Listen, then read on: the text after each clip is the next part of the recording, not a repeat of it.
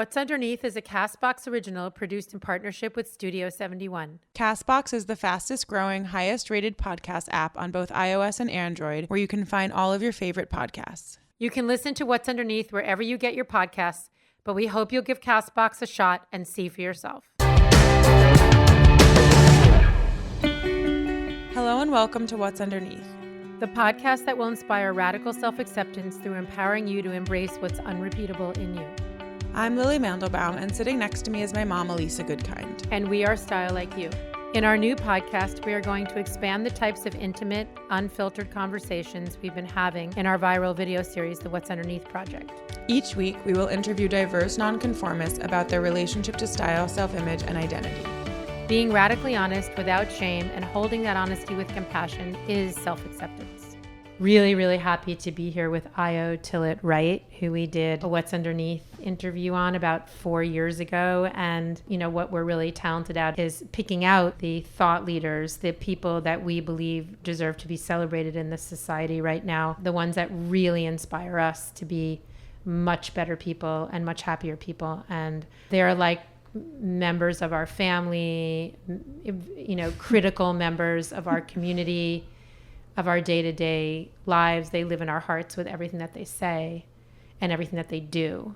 Io is one of them. Thank you. He has been doing this incredible project called SelfEvident Truths, where he photographs everyone, and you can correct me on this, but everyone who does not identify as completely straight across America. Mm-hmm. And has been doing that for 8 years. And so you can just talk a little bit about where you are with that right now. Sure. Basically, SelfEvident is a document of 10,000 people in the United States, either natively or at that moment or whatever, who identify as anything other than 100% straight or 100% cisgender in all 50 states. And when I have 10,000, I'm going to go to the National Mall and do an installation in front of the Washington Monument and just ask people to confront the humanity of a community that now, once again, and throughout all of history, people have been trying to erase. And so in 2020, we were supposed to be included, LGBT people were supposed to be included in the census, and we're not going to be included in the census. Thank you, Mr. Trump. So I want to shift the focus to this idea of like, oh, no, we count. You cannot erase us. So now I'm at 9,675 people in all 50 states. So I literally have 325 left who are kind of reserved for my stupid friends who haven't done it yet, or I'm looking at everyone in this room, right? Or like VIP type people like RuPaul or whatever, people without whom I couldn't say I've really photographed like the icons and the important like bedrocks of people who've changed visibility for queer people. So I remember right from the very beginning, just the very idea that you're photographing anyone who does not identify as 100% cisgender made me think in the moment, like, and straight, that like, I'm not really sure, like, I don't know where I belong in that. Mm-hmm. I've seen a lot of existential crises unfold in front of me. Like what? Just people being like, wait, I don't understand. Because the release form has, like, in the beginning, I didn't really understand what I was doing. I just kind of was like, I need to contribute something to this problem because Prop 8 happened. And I grew up on 3rd Street in the Bowery. Like, I wasn't really confronted with the idea of being a second-class citizen. And I'm white. Like, I'm Jewish, but, like, whatever. You know, I wasn't confronted with being a second-class citizen until Prop 8 happened. And around 2010, I was asked to be a part of an art show in LA that was called Manifest Equality. And it was like 170 artists in this big room.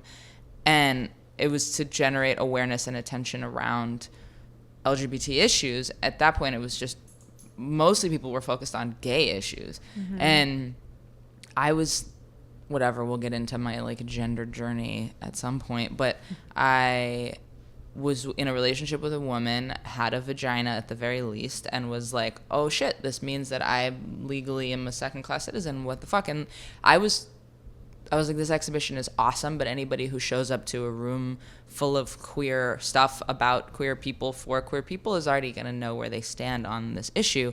What do we do about the people who are against us? Who are these people, and what's the disconnect between us and them? And if they could see like, what do they think that we're doing? They associate homosexuality with pedophilia. They associate, like, who knows, perversion, because that's what the common language has been throughout history. If they could meet the people that I knew and they could understand how boring and regular we are, or how freaky and weird and interesting but loving we are, something that might shift and create some empathy for them, because whatever fantasy they've been told about what we do is false. And so I decided to just try to, like, introduce people the best way that I knew how, which at that point I was a fine art photographer, and I was like, I'm pretty good at taking a portrait of someone. Why don't I just do this? And so in the beginning, it was like, I want to photograph anybody who is anywhere on the LGBT spectrum, but I didn't really know anything about trans issues, despite the fact that I had been a trans child and was transgender my whole life. It wasn't a community that I was part of. It wasn't a conversation I was having. Mm-hmm. And I learned about it through the project, and it really started to become more and more important as LGB people started to get all these rights and trans people didn't. And as I learned more and more about it, it started to become super, super important for me to represent that end of the spectrum, because they weren't being represented elsewhere. So anyway, it developed from, I don't know, I want to shoot 500 people or maybe 1,000 people to, oh, I got to shoot a lot of people to, oh, I need to photograph 10,000 people for me to be able to say this is actually representative of any kind of cross-section of humanity in this country. Mm-hmm. And it has to be all 50 states. It has to be national, and it has to be an American, like an iconic American venue. And so I had this fantasy of standing where Martin Luther King gave the I Have a Dream speech and being like, I have a dream too, you know? Wow. I didn't know that. But that's amazing. I mean, talk about an ego on somebody to have that thought, but no. Sorry, but no, I did. but I think that those dreams and imaginations are important. I've learned that it doesn't, part of the 8 years of this, there's been a lot of like I did a TED Talk in 2012, and I did this with you guys, and I've had these moments that have given it this like shine and platform that have positioned me as like a voice for a certain part of the world or a certain part of humanity. And a big learning curve that I've gone through over the last 8 years. I'm 32, so I started this when I was 24, and like, you're a young bullheaded kid, and I've learned the value, especially through the relevance of Black Lives Matter and all of this stuff. When I started this, I was like, this is a civil rights fight of my generation. That has consequently changed. That is not the case anymore. This is not the civil rights fight of our generation anymore. And that's a huge shift. And I've learned and started to try to really internalize the power of, if you are given a platform as a white person of any denomination, hand it over. So my vision of like me standing on the spot where Martin Luther King gave the I Have a Dream speech has changed, where it's like, I might be standing there behind somebody else, and that will be just as powerful and just as important, because if I can create that platform and give it to somebody who would not necessarily be able to create that platform for themselves for whatever reason, then I've done my job. Like, I've learned so much in the last 8 years. I mean, I can't even imagine. You've been literally in every state. Every single state in this country. And the amount of people, I mean, it's a lot of fucking people. I mean, we used to call it gotta hear like what days. are some of the most monumental memories, things moments. That you know, what stands out? There are a lot of different archetypal experiences, like the mom in South Carolina who came with her trans daughter, and you could tell she was just like, what we were at, what the fuck was the city called? I'm so bad. I swear I have a hole in my head that memories leak out of. Whatever. Columbia, South Carolina Pride, which I couldn't believe existed, and then was subsequently huge. And this woman was just kind of baffled by the whole thing and was just like, this place is so, wow, all these were just, geez, you know? And then she was there with her daughter who was trans and had like just come out a year or two ago. And she told me about how she came out to her parents, her daughter, and her dad was just like, fuck you, you're a faggot, I don't want anything to do with you, you're my son, you're always going to be my son, had no understanding for it and was abusive to the girl, and the mom left him. And she's like, fuck that. Like, this is my child, and I'm going to protect my child as she exists. And I was really, there's a lot of those. I think also because of the journey that I was on and like the weird explorations I was doing with myself. There was a woman in Maryland who was at a university that I was speaking at, who had cerebral palsy, and she was in a wheelchair. And she told me basically that I believe she was from Guatemala. I think she's from Guatemala. And she was first generation immigrant, and her whole family had moved here.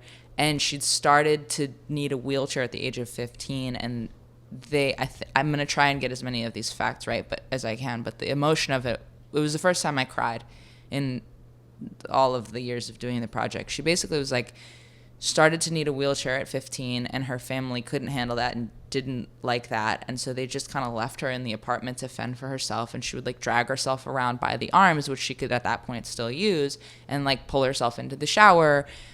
And her family was like blue collar workers, and they despised that fact. And then she came out as trans when she was in high school, and they started to make arrangements to ship her back to Guatemala. And she said to me, what that means for a working family from Guatemala is if you can't work and you're seen as some kind of sick pervert, if I'd gotten on that plane, they would have wheeled me out into a field and dumped me out of my wheelchair and left me to die. And she got, I believe, her guidance counselor in her school adopted her and managed to keep her in the United States until she turned 18 and could emancipate herself. And she then started taking her hormones, and she had begun to transition, and she was now in college that she had gotten herself a scholarship to, and she lived in an apartment with her friend. And she looked at me and she told me that prednisone is counteracted, which is the only thing that staves off the progression of cerebral palsy, is counteracted by the hormones that she was on for her transition. So effectively what that means in layman's terms is that it speeds up the imminent arrival of her death due to her disease. And it was more important to her to take her hormones and live a shorter life as her real self than it was to live a longer life in the body that didn't belong to her. Wow. If that doesn't say everything, I don't know what does. I hadn't come out as trans yet, and I was What sobbing. year was this? Or like... I came out 3 years ago, so it would have probably been 3.5 years ago. And I just looked at her at that point and was just like, how could anybody ever tell this person that they aren't exactly what they say they are? They are literally willing to die sooner to be able to live as their real selves, what they perceive as their real selves. How the fuck is anybody going to tell you what you're supposed to do with your own body? Well, I mean, first of all, that is the most incredible story. There is nothing more important than being your true, than being who you are and like who you're supposed to be in your body in this life. So if we could all, come from that place, there would be a completely different world. Since I came out as trans, that is the first time in my life I can say that I've really experienced discrimination. And I've been battling it every single day, all day long, since the second I came out publicly as trans. Can you give us details some on examples? I would, rather than giving you like a specific anecdote, which I could give you 40,000, it's this sensation, this like overwhelming understanding of the fact that the people who are supposed to be my people, radical whatevers, liberal this, queer that, have no idea, by and large, 85%, I would say, of the people that I deal with on a daily basis who supposedly share my politics, have no vindictive instinct towards me, have no malice, but do not understand what they are dealing with. And therefore, constantly, there are microaggressions that I have to just sidestep and not get upset about and not get resentful about. And I realize I will never understand the experience of being black in the United States. I will never understand that. I would never claim to understand that. But I am learning.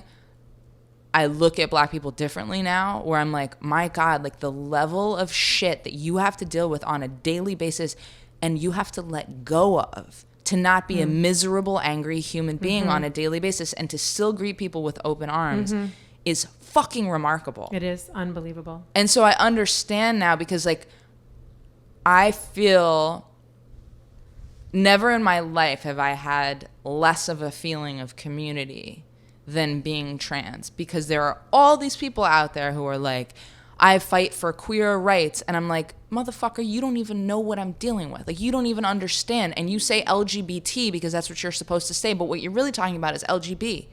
So, I mean, I know that you don't want to like give specific examples of what people have said to you or the microaggressions that you experience. But when you've said a few times, you have no idea what I'm going through. Like, can you talk a little bit about what you mean by that?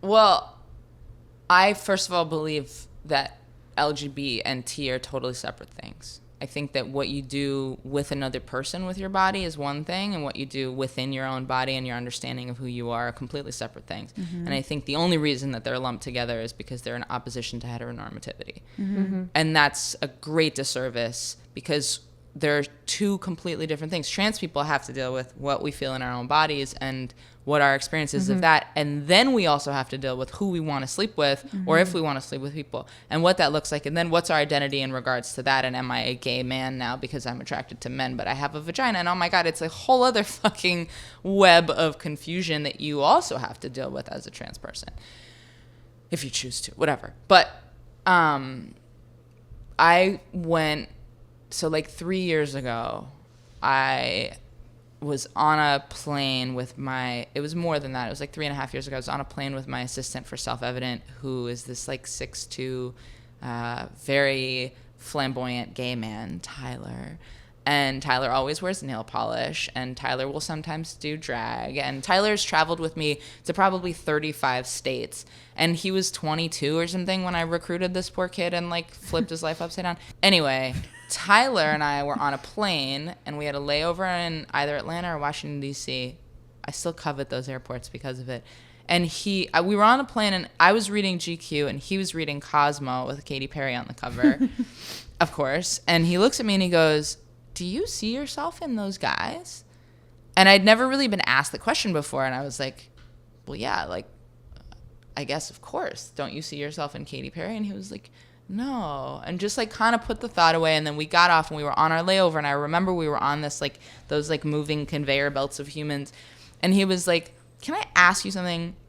Like, when you go to bed at night and it's just you and like you're done with your like societal performance of your identity, he's like, because I'm like a 6'2" gay man, and like I'll wear nail polish and I'll be like, oh girl, you know, like whatever all day long. But when I go to bed at night and it's just me and my body and I turn out the lights, I'm very clear on the fact that I'm a man. Mm-hmm. When you go to bed at night, what happens to you? Mm-hmm. And my fucking brain exploded. I became that emoji where it's just like, I was like, what? Mm-hmm. Is that the criteria?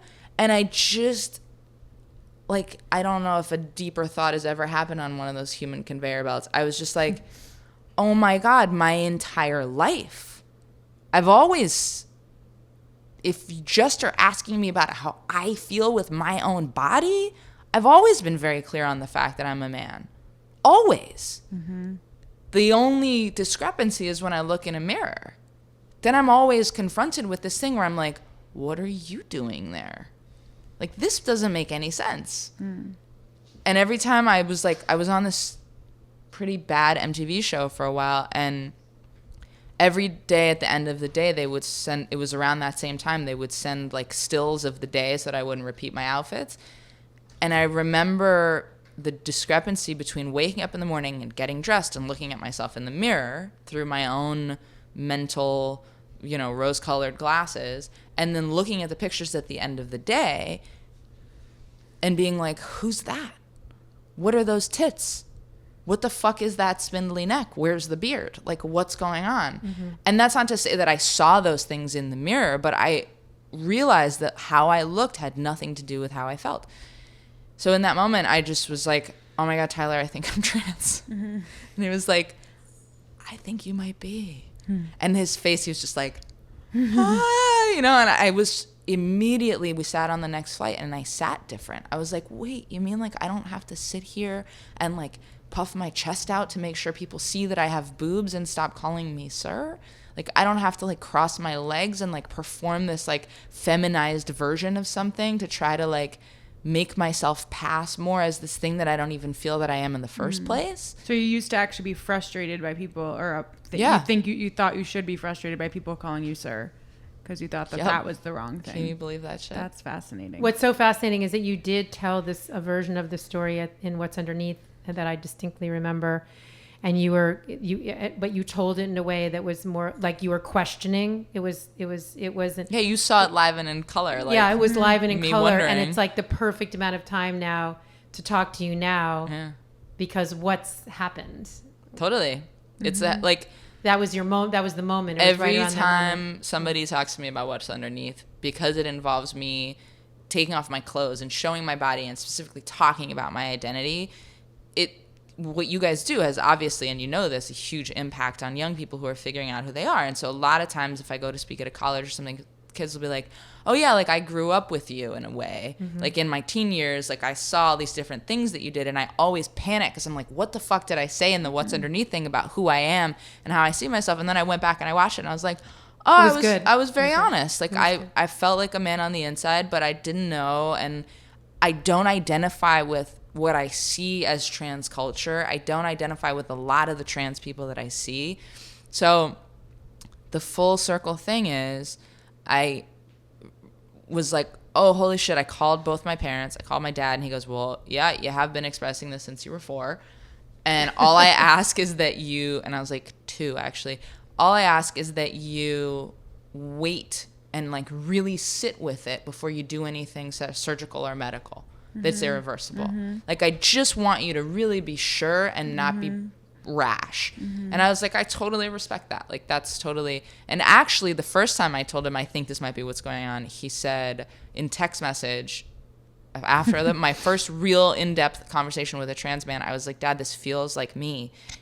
And he said, I don't understand what that means. I don't know anything about trans issues, and I don't know what that looks like, but I'm going to go research and I'm going to learn, and whatever you are my kind. I am super excited to try Boy Briefs products from Tomboy X.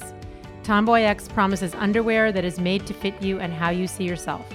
Tomboy X offers bikinis, briefs, boxer briefs, trunks, and boy shorts, as well as soft bras and racer back bras.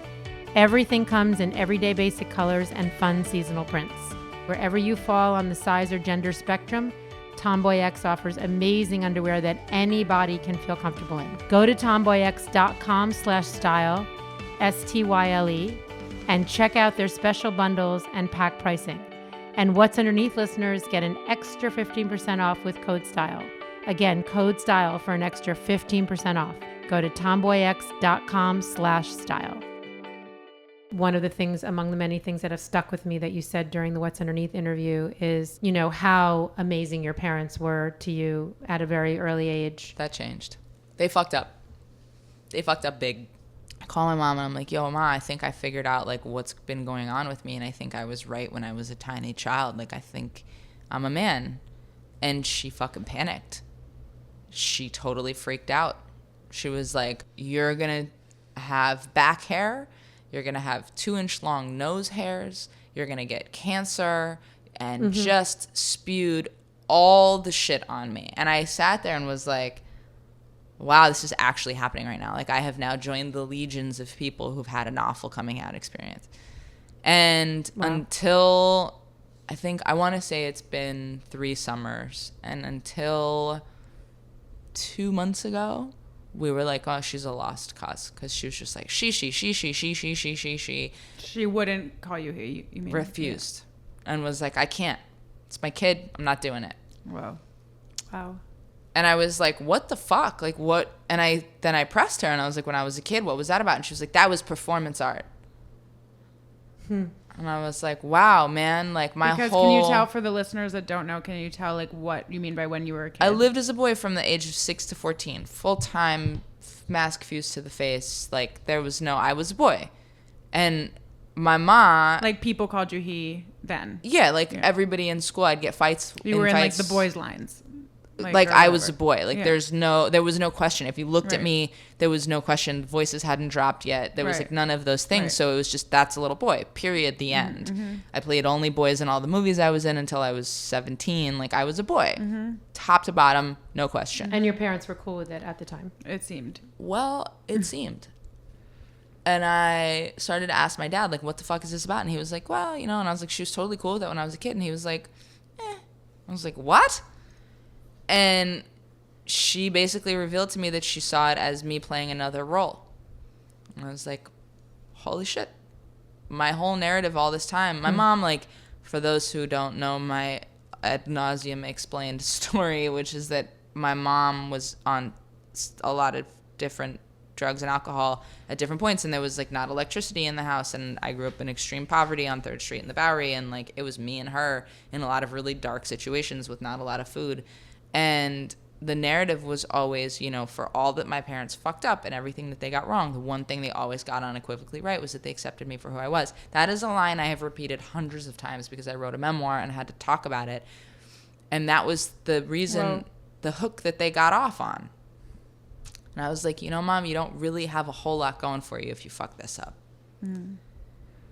And she did until very, very recently. And my dad also fucked it up for 2 straight years. What happened recently that changed things? Well, with my dad, Wait, how did your dad fuck it up? Okay, first she. And like from a sense of refusing versus just like Yeah. messing it up here And trying to cram my experience into an ideology for him that would make sense. which was And saying things to me like, you don't need to buy into this bullshit system of a binary, and like you're more radical than that, and like if you come down the stairs wearing a beanie and a beard one day for Christmas, I'm gonna be fucking nauseated because I don't like men, and things like that, which are like funny in the moment, but then you're like, wait, but that's like actually a really awful thing to say to somebody who's telling you who they are. That's really fucking hard for them to figure out anyway.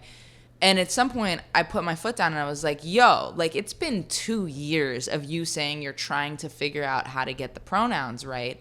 And, like, you used to be my best friend. And you are the number one person who everyone else is going to look to figure out how they should refer to me. And you're out here going, well, I was talking to this person and, you know, I just used she so that they would understand who I was talking about. But I try to use he when I'm talking to you. And I'm like, fuck you. And then he said to me on the phone one day, we got in a fight where I was like, you are erasing me. And he was like, you're a petulant millennial who just needs everyone to bow to their ideology, and you're forcing your politics and your demands down everyone around you's throat. And I hung up on him and I didn't talk to him for 4 months. Wow. And my dad was my best friend. Wow. How did this period of time affect you? It's excruciating. It's excruciating to feel like you don't have.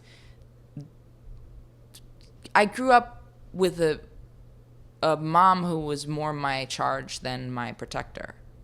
She was, or my provider. She was a very fierce protector, but didn't provide for me in any kind of normal sense, and had a narcissistic form of life that didn't allow her to ever see me.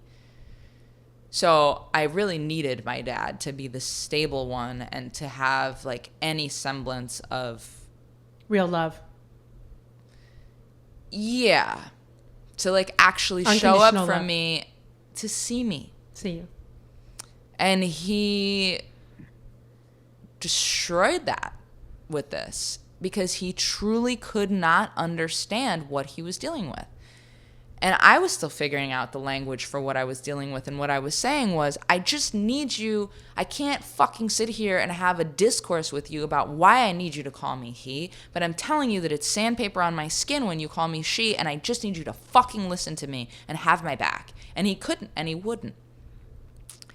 And it broke my heart. And so after 4.5 months, we decided to like try to see each other. I came to New York and I was going through a fucked up breakup with someone who decided 9 months into a very committed relationship that, oh, lo and behold, she couldn't be with a trans person.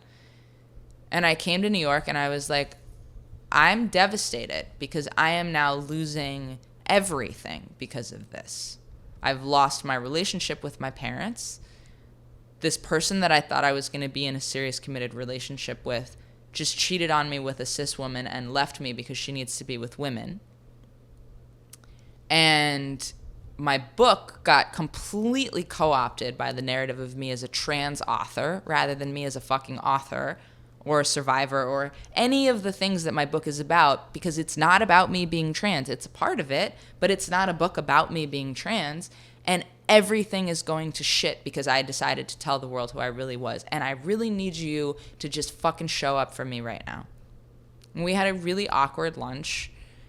And I went over to his house, and we were sitting on his veranda or whatever, and I could see him struggling with this. Like, he just couldn't figure it out. And I was like, Dad, check this out.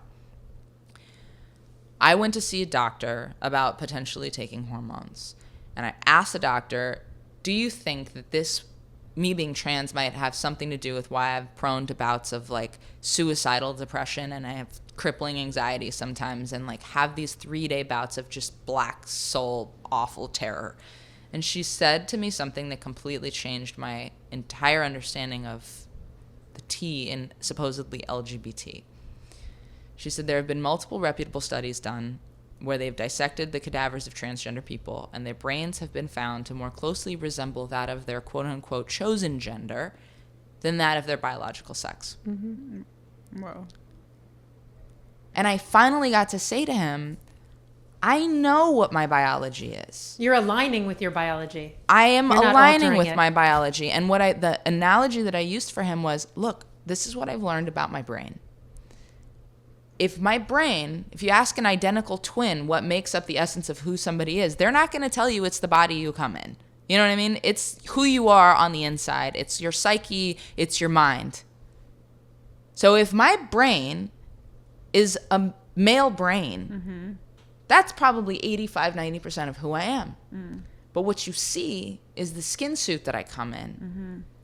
So if you call me she, you are erasing mm-hmm. the only shot I've got at screaming to the world of who I really am. You are erasing that 85-90% majority of who I actually am and reducing me to the thing that matters the least, which is the skin suit that I come in. Totally. And I watched his brain explode, and he was just like, I get it now. Oh. So how do you feel? And did your mom come around too, or is she coming My around? mom is just starting to. So she just for the first time a couple months ago referred to me as a female-bodied person. And I was like, oh, and she said to me on the phone, she called me, we were in an airport leaving New York, my girlfriend and I, current girlfriend, who it's a whole other fucking ballgame being with somebody who actually loves you for who you are. Wow. Let's get back to that. No, yeah, I have so many things to ask on my you list. right It's now. on my list. And she called me and she said, I want you to know something. You are the first female-born person. And I was like, all right, I'll take that. That's a victory. In our entire family lineage to own property without the help of a man. And I was like, all right, I see where you're coming from. Like, I see why you're so attached to this narrative of me being your daughter. Because to you, it has this historical context of me being a quote-unquote woman who's achieved all this shit and broken the norms and has agency. Wow. And it kind of broke my heart for her a little bit, because I was like, this sucks that I can't actually be that for you. But I do have tits and a vagina, so I'm down to like play the dress up for you if you want.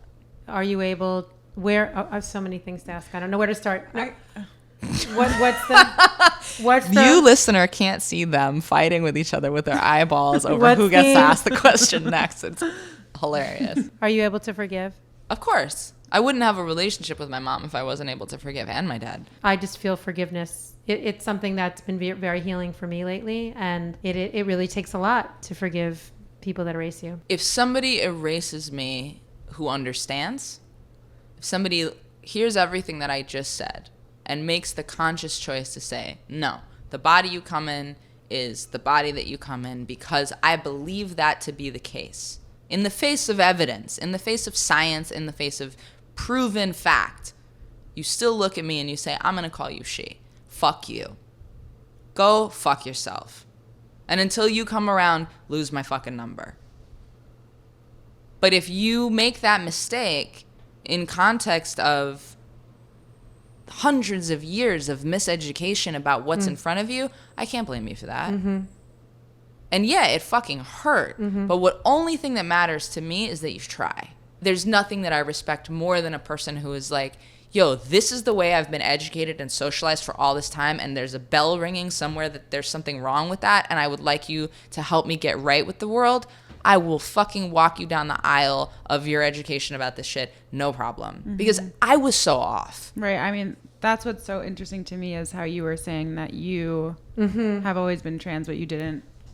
No, you weren't educated on any of it. Dude, I was the number one candidate for like awareness of my own transness or awareness of like what I was dealing with. I lived as a boy for 8 years of my childhood. I wasn't shamed for it. My parents were like at least chill with it at the time. You would think. And then I was quote unquote gay, and I grew up to be this kind of like androgynous person where people were always calling me sir, ma'am, and getting it confused and panicking. There's a funny story about a cop in Texas who pulled me over for doing 130 and an 80, and then I got out of the car and he was like, sir, ma'am, ma'am, fuck. I was like, still want to give me a ticket? He did. I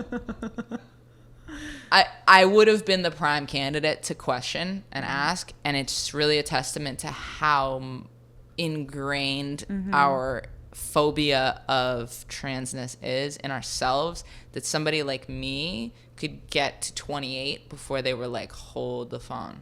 And it's so good for other younger people to hear this right now. During your Saturn return. That makes sense. The first question happened when I was like 27 and a half. Yeah, that's when it all begins, the Saturn return. Wait, no, it's definitely my turn now. Okay, go ahead. Absolutely. I'm sorry. Okay, so I remember during your What's Underneath interview a few years ago, you said that it was while you were questioning all of this, and you were saying that you never felt like the narrative of hating your body was like part of your experience, and that was something that you were grappling with. Like, where are you at with that now? I was in so much denial about how much discomfort I had existed in my whole life. I had adapted myself to a version of life where I was constantly either hunching or stretching my chest out, whichever version of experience I was trying to conjure in the people who were looking at me. Hunching to be perceived as a man and Correct. stretching it out to be a woman. Correct. Okay. Like if I'm in a women's room, I'm always stretching my chest out. If I'm in the men's room, I'm hunching over. There was like always a dance of that going on. And Tyler, the end of the conversation about like, how do you feel, was him saying, if you could go home to LA tomorrow and like wake up and throw on some trunks and like whip off your t-shirt and go to the pool, how would you feel? And I like almost started to cry because I realized that I have been carrying discomfort around having breasts my entire life and having hips or having a feminine voice, which I don't think I have a super feminine voice, but it is the number one tip off. Somebody hears my voice, they're like, hello, ma'am. And I'm like, snooze the fucking door. But I now realize I am now allowing myself to be cognizant of how uncomfortable my body makes me. So I don't know, did the chicken come before the egg? Was it the discomfort caused by realizing that I was trans? Was I really fine with it before when I thought that I identified as a woman? I don't know. Right. But now I'm certainly aware of the fact that I'm like, can't fucking wait to get these off my body, which leads me to something that y'all are gonna be so excited about, which is the issue of having children. I know I want to have a kid that's related to me. What does that mean for me potentially taking testosterone, which I don't even know if I want to do anyway, which is a whole other layer to this fucking conversation. But I went and I talked to a fertility doctor about freezing my eggs, and she basically let me know that it's like at best a 70% chance of success, and it's $13,000 per round. And you maybe get 2 viable embryos out of whatever my fertility is. I think it was like 20 eggs or something. She was like, wow, you're remarkably fertile. Thank you, Yahweh or whoever. I have some eggs to deal with. Out of that, I would probably end up with like 2 viable ones. So it's $13,000 for those 2 viable embryos who maybe have a 70% chance of success anyway. So basically I was like, okay, I don't know if I want to take testosterone, but I know I'm not going to make that decision until after either I freeze my eggs and then somebody gets pregnant, or I carry a kid myself. And at that point I was like, I'm not carrying a kid because I'm a man. And I don't think that's what I should do anymore. And that would really fuck me up to have people like you. It's really tough to be like, I'm 7 months pregnant, but I really need you to call me he. You know what I mean? Like that's another really layer. pushing it. I think you have every right to ask it, but like chances of success people are are low. struggling with it. Yeah, right. Exactly. I mean, you do have the right. Totally. As a super andro, boyish looking human, and people are struggling with it now, the resentment that I would feel at that point would just be exponential. So I'd rather just fucking let it go. Right. So Although if anyone could do it, I mean, that would really be. As a test of it would be the ultimate Yeah. revolution. It would be the ultimate fuck you. Well, no, the ultimate fuck you I figured out is I was in Paris in December with my girlfriend who we were just kind of figuring out that we loved each other. And I was like, wait a second. Why am I kowtowing to this bullshit system? What is this bullshit that I can't carry a child because I'm a man? What the fuck is that? So basically, my plan currently is to give birth to a kid. Wow. And immediately, as soon as that kid's done sucking on him, get rid of my tits. And maybe potentially take hormones later. I don't know. Hair loss is a really gnarly thing, but who knows? Testosterone is a big question mark for other reasons. But right now, I'm like, I'm going to give birth to my kid, and they're going to be like, my dad gave birth to me. Oh, my God. Wow. And I absolutely recognize that is an entirely unique to me. And because I was raised by punks in the 80s in New York City, whatever the reasons are, that's my attitude. That you have this craving so much to have well, no, the fact that like that flexibility within my gender or whatever, like I don't, it will be hard 9 months. Like, but ultimately I care more about being a punk than I care about like 9 months of suck. So when you, can I ask you? Okay, fine. When you say that you knew that you were a man inside, can you describe what you mean by that? How that feels? Yes. What does that feel like? You know, having people call you he in your own circle for 3 years and having a whole world tell you that you're wrong and you're sick and you're making shit up and you're just deciding that you want to be something causes a lot of confusion and a lot of dichotomy in yourself. And I'm not immune to questioning my own shit. And I hope that I never become too sure of myself where I don't question things. So for sure, there's these moments sometimes where my girlfriend will be like, I have the best boyfriend in the world or something along those lines. And I'll be like, am I lying? Am I living a fantasy? Like, is this real? Or, you know, I allow myself those questions, but if I consciously push away conversations that have been planted there by other people and things that have been planted there by society and debates from people who have no experience of what I'm experiencing, it's just very clear. Mm-hmm. And no way of describing it, kind of. It's just like, how do you know that you're gay? Right. How do I know I want to wear these pants? Because they feel right. Was there ever a point where you considered like the realm of like identifying as gender nonconforming and using they them pronouns? Was that ever or always felt wrong to me? That always felt. Can you explain that? Like if there's anything to say about that? I think it was because I have always felt that I was a boy, like very consequently. Other people perceive me to be very in between, and that's often what I hear from my friend. Like my friend last night was like, I've never perceived you as a girl or a boy. My dad says that all the time. A lot of people say that to me. Right. You're just you. You're just Io. And that's frustrating for me in a way because I'm like, yeah, of course I'm technically in between because I have a girl's body. And I'm always going to be a boy with a girl's accent, no matter what I do, because I've lived 30, at that point, probably 34 years, 35 years in a female form. I'm always going to have had this experience of in-betweenness or whatever. But if you, again, separated the form that I'm stuck with from what I've got in here, up in this cabeza, it would be very cut and dry. It'd be like, that's a boy. That's a man. just as easily could have been a boy that came out of my mom's womb as there was a female, but something got skewed somewhere in there, and like the chromosomes got crossed or whatever, and like you have a vagina with a male brain, and I'm not the only one. It's not a matter of all the things that we do attribute, like men are more this and women are more this, and that's all. It's nothing to do with it. That's all made up too. That's all up for grabs. And all up for grabs, and that's. I don't know if that's all made up. Like I talked to my friend Amber, and yeah. she's like one of the most hyper feminine human beings I've ever seen in my life. And she finally started to understand what I was saying to her when I told her that I was trans, only when she compared it to her own experience of quote unquote feminine things. Right. She was like, if you told me that I had to wear work pants and Doc Martens every day, freak out too. I would kill myself. Me too. Me too. She's like, if you took away my femininity, that is so fundamentally who I am. So I would not argue that.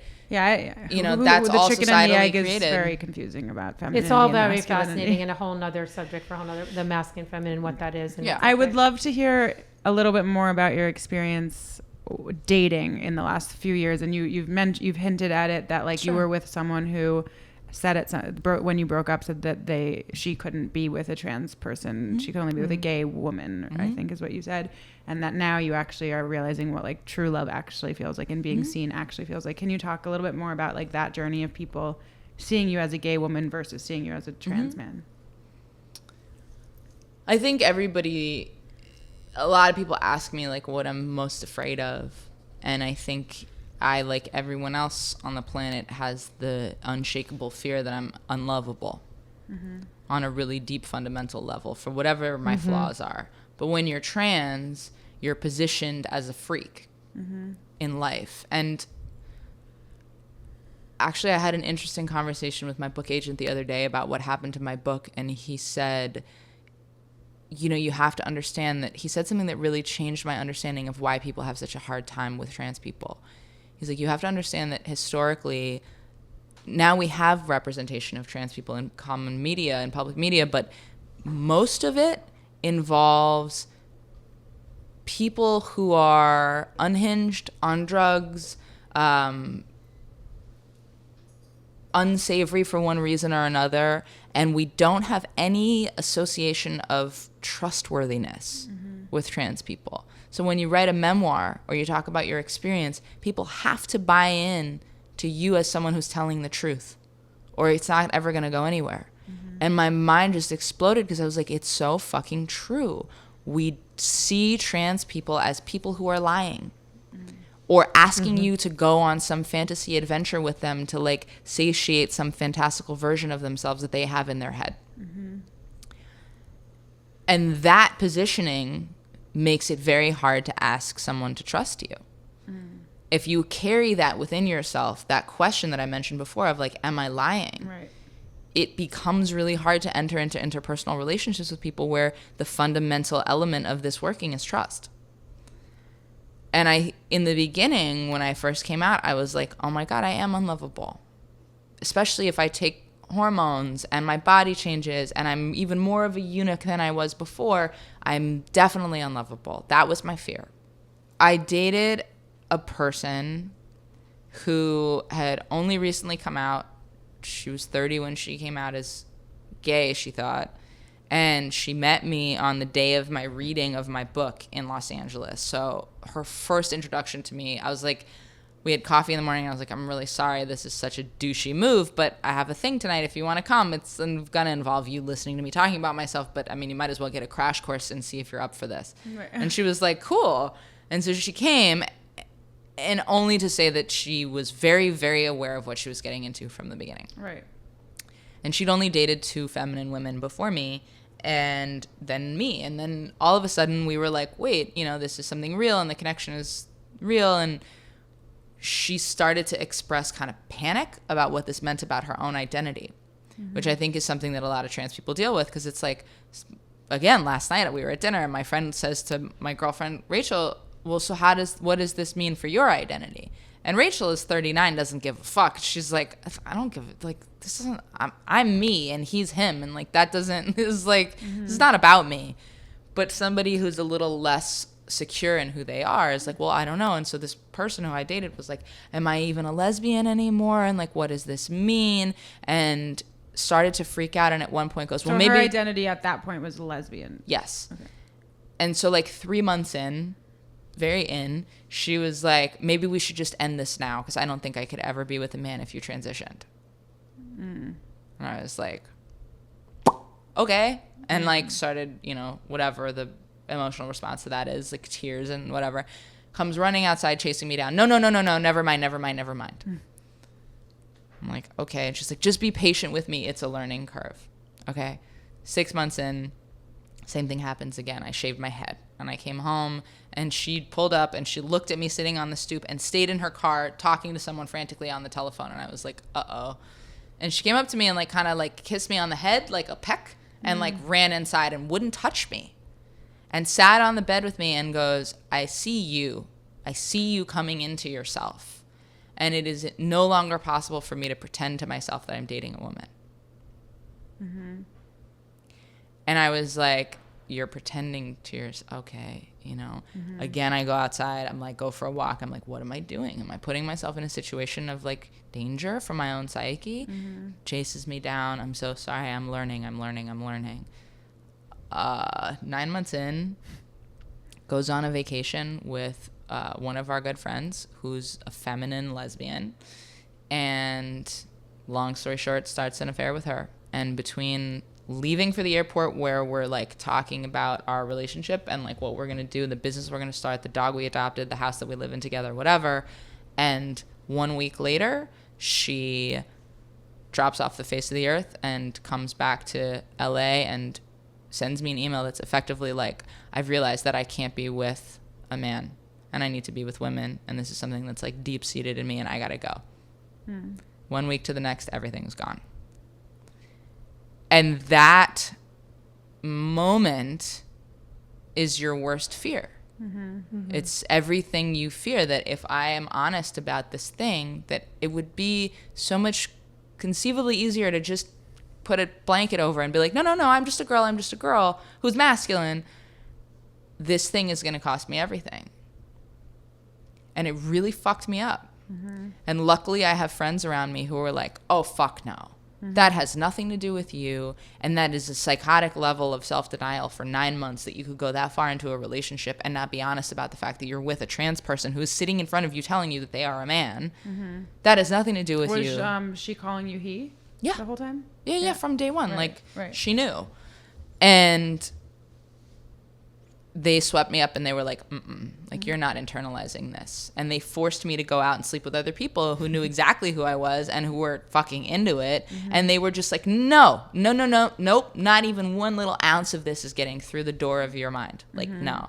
And they saved me in that moment. And for people that don't have friends like that and don't have people who understand them that well, that is like the most devastating thing that can happen. Somebody you really think you're going to be in a real relationship with. So I spent 4 or 5 months by myself and just was kind of like, wow, how do I learn to love myself for who I actually am? I was such a like man in a midlife crisis where like a 22-year-old like left a drool emoji on a picture of me on Instagram, and I was like, sup? You know, because like I needed to understand that people were into me as I was. And I like fucked everything that moved for 5 months, and it was fucking fantastic. And sometimes you need to do that. And if you are questioning whether or not people are ever going to find you attractive, go find out. So I did, or at least that's worked for me. And so at the end of that, 4 or 5 months, I met the person who I would say is probably the love of my life. And she's 39 and entirely self-sufficient emotionally and physically and financially, and just generally a person who really takes responsibility for herself. And isn't concerned with what my identity means about her identity, and just takes me for what she experiences me to be, instead of filtering that through the cheese grater of labels and society and all of this shit. She just looks at me and tries to like feel my heart. You're a person. And my God, like, forget for trans people, for every human, that is the greatest gift, is being in a relationship with a person who's trying to actually experience you for who you fucking are, instead of what they need you to be or expect you to be or want you to be. I mean, that's ultimately the ultimate message of everything. Like what love else is people there? for But who they are. what is the other message? There's no other message. Everything that's coming down right now in all areas, both in racial and gender and everything is just, I mean, hopefully we're all coming to this place. Like that's where it's going. My revolution that I try to live every day is grabbing my brain as it defaults into divisions between people, or as it defaults into expectations of people based on what I've been told about their type in advance, and dismantling that. And it takes so much work on a daily basis to not be like, well, this person's going to respond this way because they're Jewish. And I make all the Jewish jokes in the world because I'm Jewish. And I'm like, well, you're such a Jewish mom. And I realize that all that shit, it permeates, and it allows this way of thinking to survive that allows us to dismiss the humanity of someone else or the nuance of someone else's existence, well, because they're part of that group. And, well, you know what they do. We're terrified of what we don't know. And so when you're faced with something that you don't know, it's easier to push it away and to hate it and to erase it or than to it just is generalize to it. than it is to or Get to to know generalize it. it than it is to go into it, and what that means for how you have to unravel within yourself and the things that the belief system that you lived with and what you know to be yourself. It would challenge all of that. Well, and also, we can all 5 of us be sitting in this room and leave this room with a completely different experience of what happened. You could hate me. You could love me. You could never want to see me again. Who knows? I love you. So. Thank you. But the point of that is we have the experience that we want to have of people. So if I sit in a room with a black person and I've decided that black people are X, Y, and Z, I'm going to look for everything that they say that proves my case. So what I try to do on a daily basis is allow people to formulate my own understanding of who they are instead of sitting there and trying to prove a case that I already have formed about them. And that is really hard. It's a lot of daily work. Because no matter what social group we fall into, no matter what minority you are fucking biased.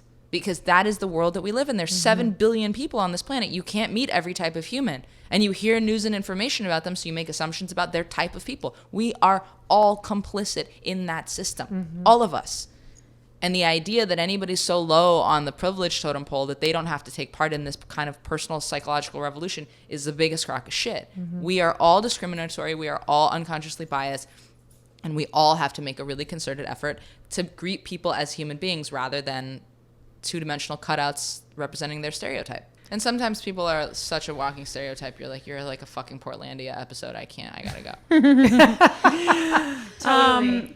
I know. I You feel can't like be we perfect. should. Mom, I feel like as much as We should end. but I was so moved by on social media on YouTube how in June you talk so openly about your like depression and like suicidal And I was going to ask ideation. how that is since you've become more and after Anthony true to Bourdain yourself. do you feel that those moments, those in your life, or I don't know if they're continual or what, those moments that you've struggled with, like dark depression, were linked to like, were they before you found you became That was one of my transitioned? I was diagnosed with PTSD 3 years ago, and only because I asked my therapist. I was like, yo, do you think I have PTSD? And she was like, well, why are you asking? And I said, well, because it would really help me to understand why I have these like 3-day bouts of the walls closing in and everything goes absolutely belly up. And she was like, yeah, of course you have PTSD. I was like, well, thanks for letting me know, bro. And I understand now that a lot of what I was experiencing was to do with PTSD. And I think like from childhood From my related, childhood. like the sort of lack of feeling protected in the like from all the lots of trauma things. related Yeah. to growing up with an addict, Right, alcoholic, psychotic person. And being being in a body that I don't And actually being- think, I wouldn't say my PTSD has to do with that. Yeah, that's what I wanted to just. I think my PTSD has to do with the neglect that I experienced as a kid and like really severe personalities, situations around me, and lack of safety, because the things that brings on these like really intense bouts of panic, fear, and like I'm not made for this planet, is sudden severe change. And that doesn't have to do with my gender. That has to do with my parents. Actually, there was a long time where I felt there was something bad about me.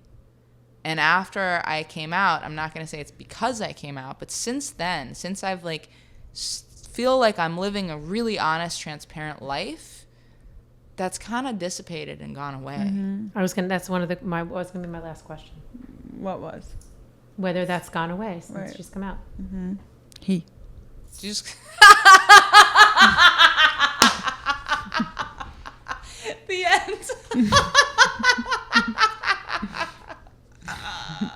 That was amazing. Who knows? Maybe we'll Please cut it. leave Maybe that we in. will cut it on. Don't cut that out. Okay. That No, was we perfect. won't. It's So okay, we Mom. leave in all my things I do. Yeah. I'm fine with it. I think it's good. We leave in lots of Elisa getting schooled moments. Yeah, Awesome. we do. And Lily. Yeah, and I just want to say, like, on my fuck up just now. No, but I just want to say this, that I think one of the most important things in life is to not be defensive and to admit your mistakes freely and to be cool with how fallible we all are. Like, I think that's really important. It's also really It's enabled important me to that grow. that stays in, because look at who you are and what you're doing and who you interact with in your life. And it's really important for no one to think that they are immune to making mistakes in that context. Because if there's anything I've learned, it's that liberal people, queer people, open-minded people make just as many mistakes as anybody else. Thank you Phenomenal. so much. Thank you so much.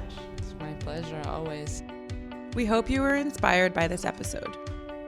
Until next week, that's it from me, Elisa. And me, Lily. If you agree that facades separate us and being radically honest brings us together, help spread the movement for radical self-acceptance by sharing this episode and subscribing to our podcast. You can also watch our videos by subscribing to our YouTube channel and following us on Instagram, Twitter, and Facebook using the handle @StyleLikeU. That's the letter U instead of the word you. And check out our book, True Style is What's Underneath, The Self-Acceptance Revolution, on Amazon or at a local bookstore near you. We can't skip ahead to a happy ending or live inside a photoshopped image or an Instagram filter. There's no finding oneself when glossing over the truth.